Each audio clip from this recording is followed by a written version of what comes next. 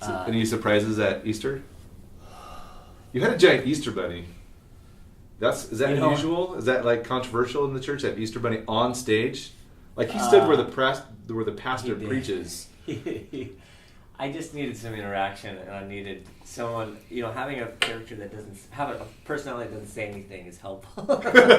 So that's your goal. Well, when you're improvising, because then what can the Easter bunny do? Although by the end of the day, we had one guy do the Easter bunny. He was there for like 8 hours. I looked at him. He was sitting and putting kids on his lap, like at the third egg hunt. He looked like a mall Santa, and I was like, "That's why they look like that, like that." Like the head hanging.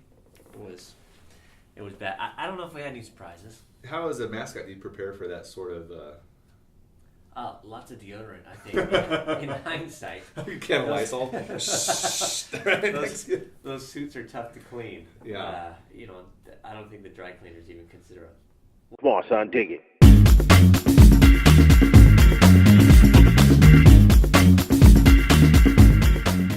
Hey!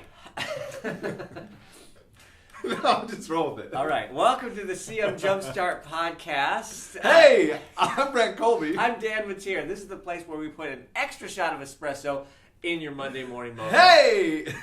This is episode 19. 19. And we're going to be talking about some good stuff today. We're going to be reviewing some kids' Bibles. Lots of kids' Bibles. Yeah, it's our kids' Bible episode. Also breaking down an event we have here in the Northwest called Nitro. Yes, Nitro. It's coming up very soon. We're really excited. It's going to be tons of fun. Yeah, but Brent, why don't we get started today with a little YouTube fun? We have a moment here that was captured around Easter time, which happened recently. And the backstory, as I understand it, is this. A friend, a pastor, was in his parking lot when someone pulled up his vehicle and started doing something unique. Okay, so this is ministry related. Ministry, there's real relevance here. There's a pastor in it. There's a pastor in it, and he just added some commentary to the events taking place outside of his car. Okay. And these are those events. Yeah, what y'all know about getting your Kung Fu Nunchuck Panda in the parking lot of the local Food Lion? Get it, my man? He out here doing it. Yeah, that's right. I'm 58, 63 years old, out here on the side of my pickup truck in Food Lion, and I'll whoop a fool upside his head. I'm out here practicing, getting ready for Easter Sunday. Jesus gonna rise up. I'm gonna whoop the devil right out here in the parking lot. Pickup truck, radio playing, sunglasses, ain't no sun. It's cloudy, overcast, but I'm out here with my gloves and my nunchuck. One man, one Lord, one faith, one baptism, two nunchucks up in the air like Mary Lou Retton. Pow, behind the back. Bust your finger, that hurt. Yep. Shake it off, homie, shake it off. Shake it off. Yep, toe that finger up. Yeah, buddy. Time to call it quits. Look like the devil won this round, folks. Gonna have to get back in the car, get me a Band-Aid, shake it off. Shake it off. It was like he rehearsed that. He did. He had some sweet commentary there. It was a pretty powerful moment, I think. So That was good. Well, speaking of Easter, Easter was recently. How was your Easter? Very good. We had a fun Easter egg hunt. My daughter's 3 years old, so she's getting the egg idea down a little bit. Yes. Lots of candy for her mother and I to enjoy, and we seed her a chocolate here and there. We're trying to stretch it out, the stash, because it has an emotional value attached to it because she retrieved the candy herself. Right. So it's not the same. It's earned. It's earned, yeah. So she loves it. She has some with like foil on it, little chocolates, as you would. Mm-hmm. But she insists that she unwraps the chocolate. Mm-hmm. And she doesn't like take the chocolate out of its wrapper. It's like one shred of little foil at a time, which would be annoying, but it's kind of a hazard when you have like a 1-year-old crawling around on the floor eating everything. That's tough. Yeah, that's cool. It just makes it interesting around the house. So it was great. Yeah. How about you guys, Easter? It was great. I was legitimately physically fatigued after Easter, but I think that's a good Easter. We did a Good Friday service, 3 Easter egg hunts, and then 4 Easter services on Saturday night and 3 on Sunday, and I'm very tired. But okay, so hold on. Easter. One Easter egg hunt is exhausting. How do you logistically go about doing 3 Easter egg hunts? We just do them boom, boom, boom. We did 9 o'clock, 11 o'clock, and 1 o'clock, and people came out. So do you rotate teams of like hosts and hunts, or do people commit to like the block? Some people only come out for one, especially parents will say, I'm going to bring my kids to one, then they they come volunteer at another. But a good handful of people stayed as long as I did. They showed up at 7 a.m. and they were cleaning up candy wrappers at 3:30. Wow. But it's Easter. It's the Super Bowl church. I mean, we got to give it all. It was good. It was good. I love it. Hey, we have another big event coming up here in Northwest, Nitro. Yep, Nitro. Nitro is awesome. It is an amazing event. We've both been part of the team hosting it for years, and we'll be again this year. Dan, you're speaking at the event this year. I am. And we're This really is new for me. super excited to hear you. But we put a cool video together to kind of promote the event. I want to kind of take a look at it because it does such a great job at kind of capturing the heart of what the event is and what we're trying to do. Yeah, let's take a look. Yeah.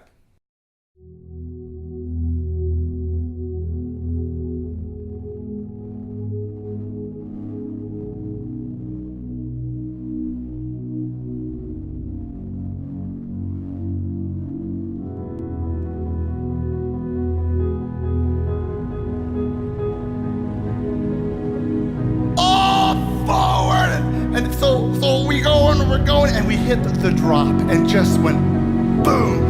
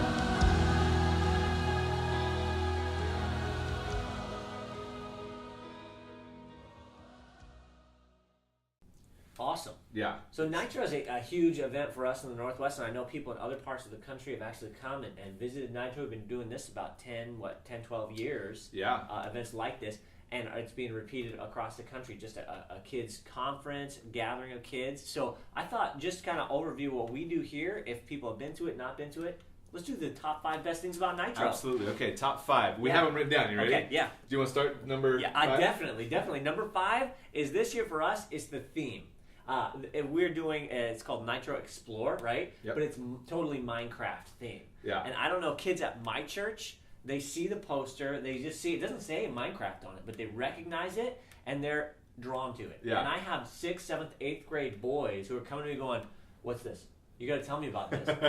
What is it? And it's like they need to know. Yeah. And I've never seen a theme interact When like we that. picked the theme, we ordered a few props to inspire us. Here's my Minecraft pick. I think this is just an excuse for you to buy these. No, we needed it. It was required. But as we put together some of the different promotional material for this year, some of the stuff has just been so well received. This is a flyer that we put up on a local campus of a local school, getting some ministry students and just students to come volunteer. But I think our art team and all the people who put it together just nailed it when it came to making a fun theme. Yeah. So Number 4. Number 4 is this: quality. Nitro is so extremely well done. Yeah. We always pursue excellence in all of our ministries, but this is a team that gets together, and you get someone who otherwise would be planning out their own event, their own retreat, their own trip, whatever it is, and they get to focus on just one element of the thing. So we have a guy, for example, he's been working with a whole team for weeks and weeks just to do a little 5-minute transition in each of our services.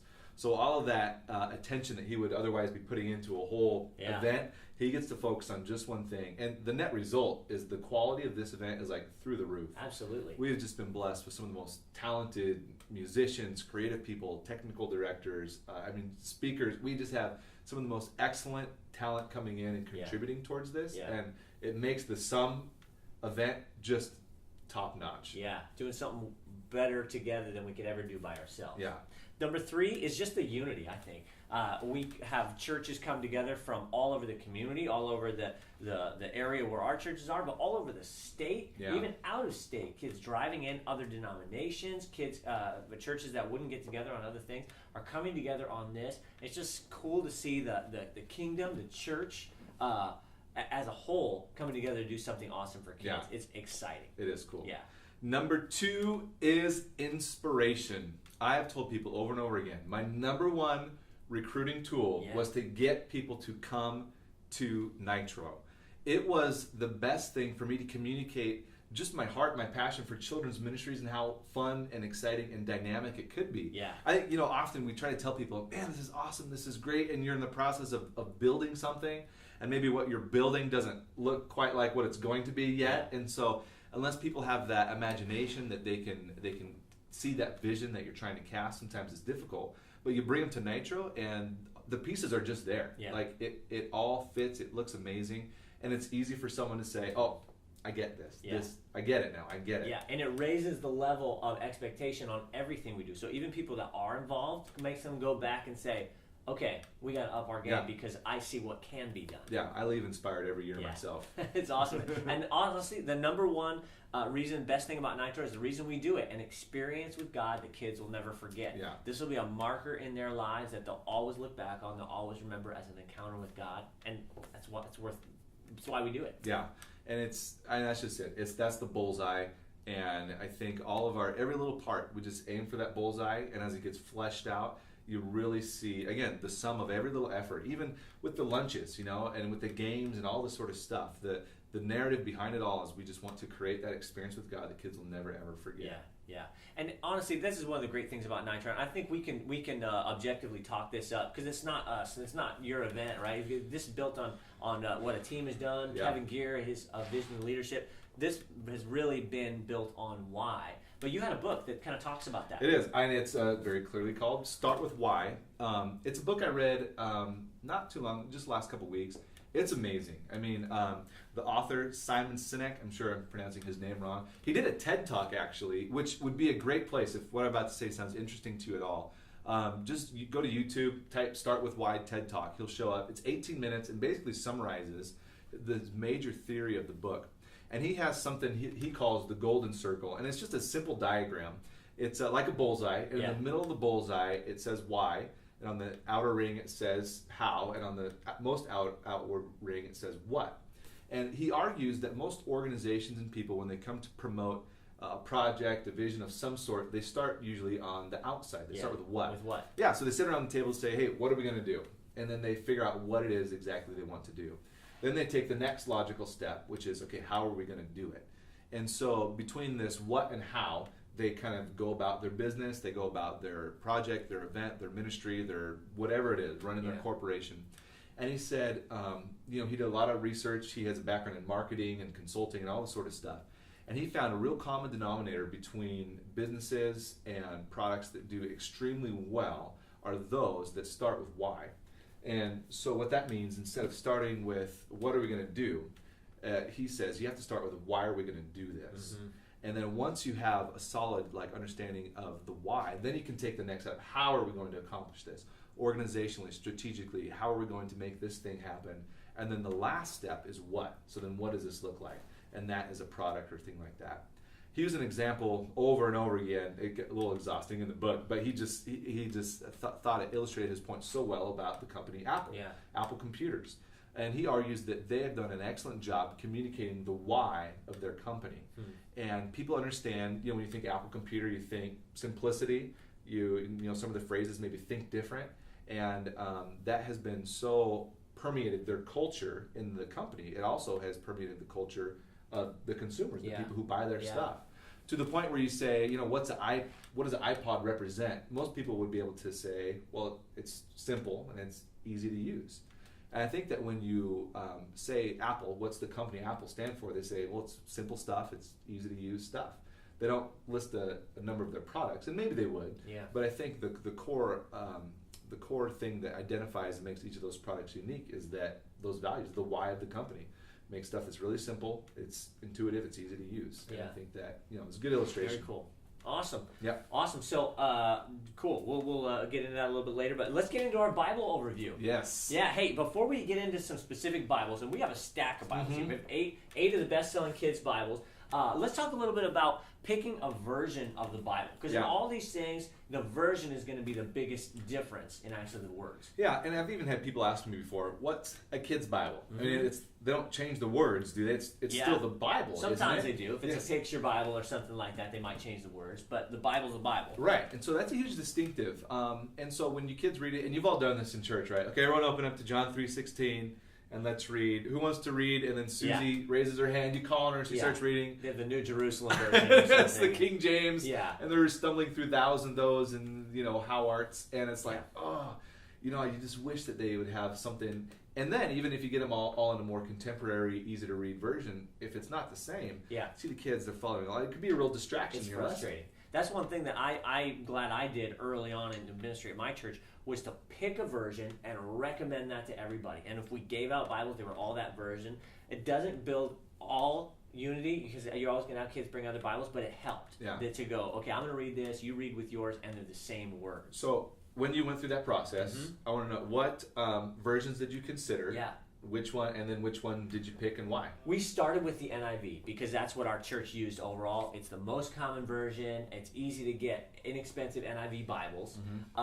But what I found, and a lot of churches use NIVs, and that's great, with kids, I'd read and teach from the NIV, and I'd read about 7 words, and I'd have to stop and say, let me explain to you what that word means. They're not huge words, but for a kid, they were a little over their head. I'd read a few more words, let me stop and read what that word means. And it got frustrating to me, so we went to a more thought-for-thought translation, and I think that we can get off track going, okay, this is God's word and this is not. If you look at all the Bible versions, they're either on the spectrum of word-for-word translation, like the New American Standard, kind of on that, New King James. Over on the other end is thought for thought. So it's not going to be word-for-word in line with the Greek or Hebrew, but it's going to give the same thought of what the writer was trying to get. So we use the New Living Translation, which is a much more thought for thought. Words are kid-appropriate, kid-friendly. And the deciding factor for us is our youth ministry also does that. So from 0 to 18, they're using New Living Translation. That's cool. Before they go to NIV. Is that something you and the youth pastor coordinator, or it just kind of happened that way? I saw he was using it, and I said, good, that's what I was wanting to go with anyway, so New Living it is. That's cool. Yeah. Cool. So we got 8 Bibles, and so what we did, we just went on Amazon, selected 8 of the most popular Bibles, top-selling Bibles on the Amazon list, and ordered them. They came in, we've had a chance to flip through some of them, and so we're going to look at each one of these 8, kind of tell you what they are, how they're different, and then, just our thoughts behind them. All right, so we're going to check out some of these Bibles. Brent, what do we have up first? So first is this, Kids Adventure Bible. This is probably the best-selling kids Bible of all time. I know I had one as a little kid. I don't know if you had one. I won mine in a vacation Bible school contest. So I was very proud of it. But it's just probably the model that most of these Bibles follow most closely, because it just has different sections in the Bible, but they'll have little breakaway things, some little follow-up. So example here in Deuteronomy, they have a little section on words to treasure.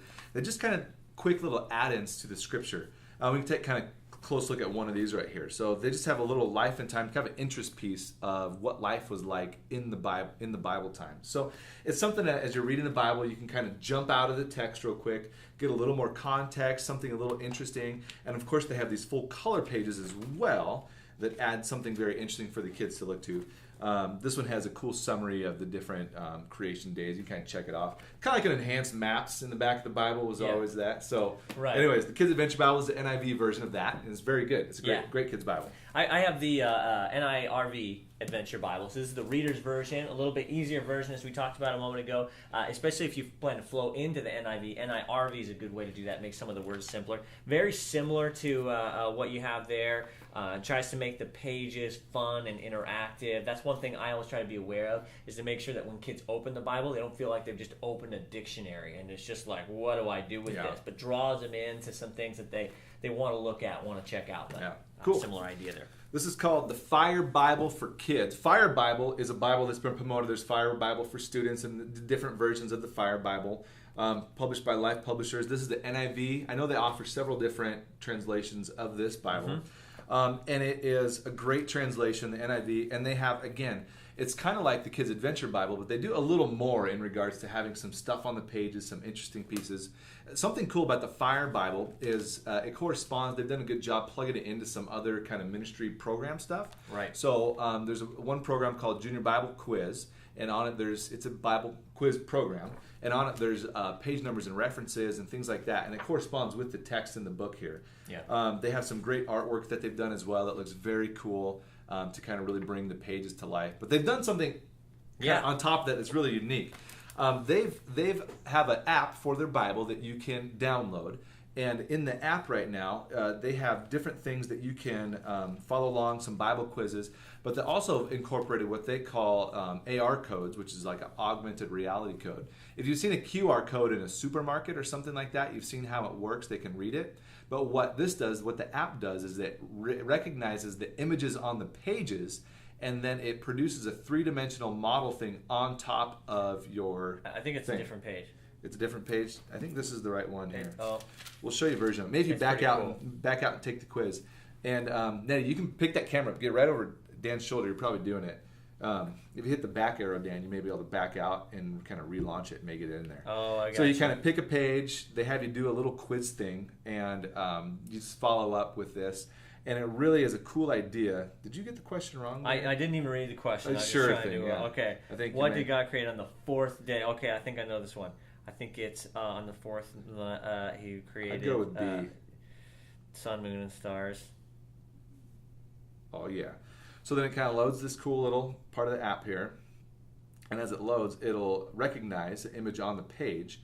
And it There we go. should pop out a cool little Look at 3D that. model.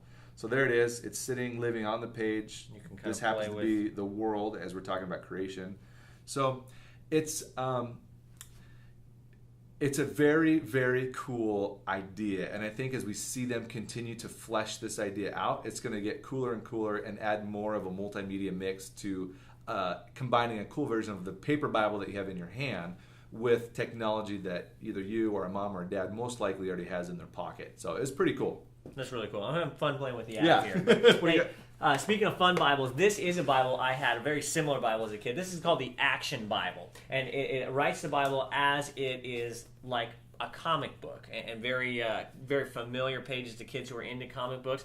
I gotta say, I remember as a kid, I wasn't necessarily all that into comic books, but I remember having this Bible or this type Bible, and I would read it all the time because it drew you in with the art, with the stories, with the way it was laid out. It's not the Bible. I mean, you're not going to memorize scripture out of this, Right. but it tells Bible stories and makes kids familiar with the Bible, even though they're not reading word for word scripture pages. That's cool. Yeah. This is one I've used a lot in my ministry. It's called the Hands-On Bible. We first ordered some copies of it because it corresponded with the curriculum that we're using, the Hands-On Bible curriculum. And they would have activities in the pages that we were using in our Sunday morning curriculum for the kids. And so I would say the Hands-On Bible, again, you're reading the text. It does a great job laying it out in a format that's very familiar to anyone who's read the Bible before. But their little biographies and things that they have sticking out on the page, a lot of them aren't just, hey, did you know? But they're like, hey, try this at home. A lot of activities, a lot of craft ideas, and they're all sorts of things that just kind of bring the stories to life and reinforce the main ideas that you'd find within the text there. There's another great Bible. Awesome. This next one is similar to the one I just referenced with the comic book, but it's Manga Bible. So for kids who are into manga, it does the same kind of thing, draws them in with art that they're used to, but in more manga animation. Yeah. So it's a comic book, but for kids who are into that style of kind of Yeah. Japanese comic manga art, they'll really dig into that, I think. Yeah, don't you be taking that one home with you. No, okay? well, hey, My personal favorite, the girls. This is called the Faith Girls Bible. This is another Zondervan publication. So it's going to have a very similar look and feel to like the Kids Adventure Bible. But what it's going to do is have little asides targeted specifically for young ladies. So they have a lot of like personal like quizzes, kind of personality types, things that you might find in like a popular girls magazine. And they're just trying to make that cultural connection between what girls may be interested in and kind of bringing the text alive again. So, it's pink, so you got to go pink if you're going girls, right? And then with flowers and things like that. But a lot of the things, too, they try to get the girls thinking from the perspective of the characters and just make it to come to life from maybe a little different perspective than what we're used to. Yeah, I have the kind of the counterpart, the Boys Bible, and at first I thought, okay, pretty standard. It's got the diamond plate cover, it looks cool, basically the same thing. But it has one unique feature that I think really taps into boys. It has this feature called grossology, and what they bill it as is gross and gory stuff you never knew was in the Bible. Stuff like this in 1 Chronicles. The Philistines split Saul's dead body into two. They fastened his head as a trophy on a wall in the temple of Dagon. They put his headless corpse on a wall in a nearby town. Okay, so that's gross. But for a boy, they're going to go, I love the Bible. Awesome. This book is awesome just because they know what boys are into. So there you go. A snapshot, quick snapshot, 8 versions of the Bible. Pick which one works best for your church, which works best for your ministry, and run with it from there. Sweet. Awesome. So just as we review these Bibles, one idea I had is where do we get Bibles? Where's a good place to get those? You said you got them on Amazon, which usually gives you the best price per Bible. Free shipping on orders over $25, which is cool. A website that I've used is called BiblesByTheCase.com. And if you're buying a significant number of Bibles, 12 or more, this is a great way to go. It's cost effective. They don't have every Bible, but the Bibles they do have are generally 40 to 50% off the cover price if you buy them by the case, and they get free shipping too. Yeah. So they don't have the biggest selection, but the most popular Bibles are in there. You can select by version, so if you know your version, go, okay, we're going to go with the NIRV, or we're going to go with the New Living. This shows you all they have available there, and you can order them by the case. It's a great deal. Yeah, cool. So, for example, here, a case of NIRV, Bible for Early Readers. This is one we took a look at. A whole case, instead of being $447, it's $295. Yeah, and free shipping. Yeah, that's a big deal. Which is great, yeah, because it's a heavy box. Yeah. So we're going to give these Bibles away. So if you want to get a Bible, one of these 8 Bibles we talked about, just go to our YouTube channel, make a comment, or send us an email at cmjumpstart@gmail.com. That's right. YouTube channel is or the website, cmjumpstart.com. Yeah, and the YouTube channel, guys, we're almost broke the 1,000 view mark, okay? So check in, help us out. We've had a lot of people subscribe between now and last month. We showed you how you can subscribe, and when we post a video, it'll automatically kind of get sent to your YouTube homepage. That's a good way to keep up, because in between our main episodes, of course, we're seeding different episodes, so you kind of get more expanded views of what we talked about here. Yeah. And cmjumpstart.com, of course, is a good place where we've kind of accumulated all the stuff and have articles and different things kind of showing up just about the world of children's ministries. Yeah, so make a comment. First 8 to comment, we'll send you a Bible. If you had one that you really had your heart set on, you can say which one that is, but no guarantees that it's still available, right? And we have a winner of our last month's contest, the curriculum review. So here is the winner of our 2 years of In the Beginning Willow Creek preschool curriculum. Ta-da! Congratulations. We're going to send this out to you very soon. Awesome. Thanks for being with us on episode 19. We'll see you again next month. Dan, update. Yeah. The world count. We are up to 15 countries. 15 countries. New CM Jumpstart record. Awesome. And is this person floating out to sea? Not set? Not set. We're counting it. So it may be a country that's now defunct. I don't know. Any regimes get overthrown last month? I don't know. We'll check CNN and we'll get back to you. Yeah. Cool. Awesome. See you guys next week. Come on, son, dig it.